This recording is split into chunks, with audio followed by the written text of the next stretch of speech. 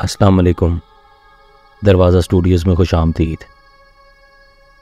ये 1985 का जिक्र है कि मेरी सेक्रेटरी दरवाज़े पे रस्मी दस्तक देने के साथ ऑफिस में दाखिल होकर कहने लगी, एलिशिया, बाहर वेटिंग में एक लड़की बैठी है और वो तुमसे मुलाकात करना चाहती है। ये लड़की पहले भी 3 बार आ चुकी है, लेकिन तुम मौजूद नहीं थी, इसलिए मुलाकात नहीं हो सकी। मैंने इसको कहा कि इसको क्लाइंट रूम में बिठाओ, मैं इससे मुलाकात करती हूँ। मैं क्लाइंट रूम में ही अक्सर अपने क्लाइंट से मुलाकात किया करती थी, क्योंकि वहाँ हमें मुकम्मल तन्हाई मुयस्सर होती थी और केस के कानूनी और नाजुक पहलुओं पर गुफ्तगू के लिए ऐसी ही जगह मुनासिब रहती है जहाँ कोई आपको तंग न कर सके। खैर, मैं कमरे में दाखिल हुई तो कुर्सी पर एक नौजवान जर्मन खातून को बैठे देखा, जिसकी उम्र 30 या 35 साल के लगभग होगी, जबकि इसने कीमती लिबास के साथ महंगी ज्वेलरी भी पहन रखी थी। दिखने में लंबी और खूबसूरत थी। मैंने इसके सामने की कुर्सी संभाली और रस्मन पूछा कि वो कॉफ़ी लेगी, तो इसने इनकार किया और मुझसे सिगरेट की इजाज़त तलब की, जो कि मैंने बखुशी दे दी। तो इसने सिगरेट सुलगाया और लाइटर वापस अपने बैग में रख लिया। मैं इस दौरान देख सकती थी कि वो कुछ इज़्तिराब का शिकार लग रही थी।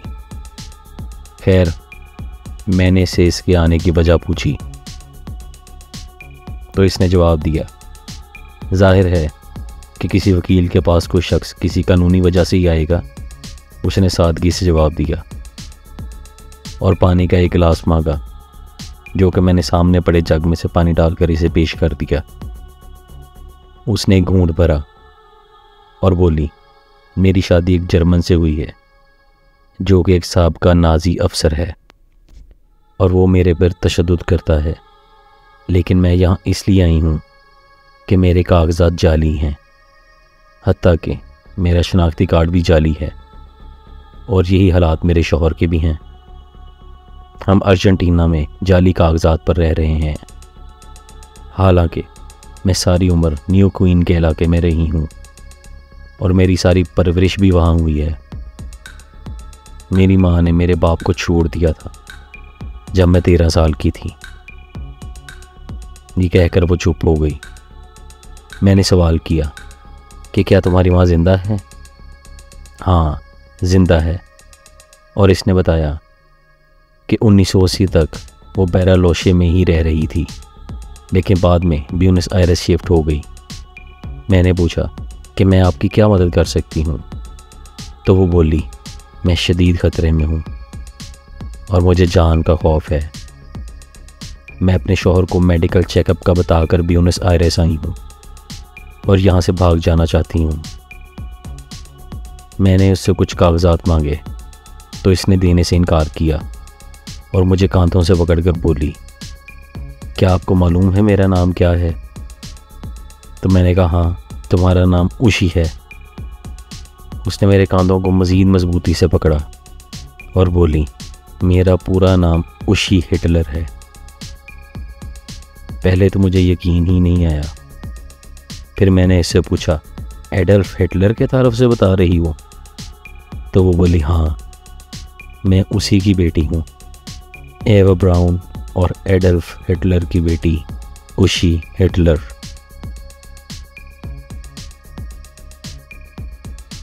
दरवाज़ा के नाजरीन, ये बयान अर्जेंटीना की एक मशहूर सीनियर खातून वकील एलिशिया ओलिवेरा का है और उसने ये बयान उस तहकीकाती टीम के एक रुकन को दिया था जो हिटलर की मौत पर इत्तेहादी अफवाज की उस दास्तान पर रिसर्च कर रहे थे कि हिटलर ने 1945 में अपने बंकर में खुदकुशी कर ली थी। और बाद में ये तहकीकाती शहादतें और बयानात एक किताब की शक्ल इख्तियार कर गए थे, जिसका नाम ग्रे वुल्फ था।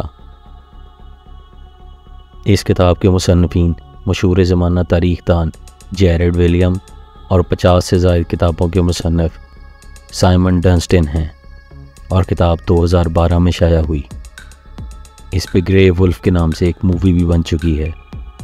ये एक मुख्तलिफ तारीख को पेश करती है, जिसका जिक्र मैं आगे करूँगा। एक ऐसा राज जिस पर झूठ का भारी पर्दा डाल दिया गया था, और ये सब सच अब आहिस्ता आहिस्ता सामने आ रहा है। ना सिर्फ इन लोगों के बयानात के ज़रिए से, बल्कि अमरीकी FBI की दस्तावेज़ात में भी इसका जिक्र मौजूद है कि जंग अज़ीम दोम के बाद 30,000 नाजियों के साथ साथ हिटलर भी ज़िंदा अर्जेंटाइन कामयाबी के साथ भाग गया था।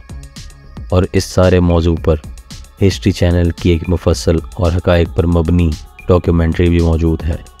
अब आते हैं 1945 में।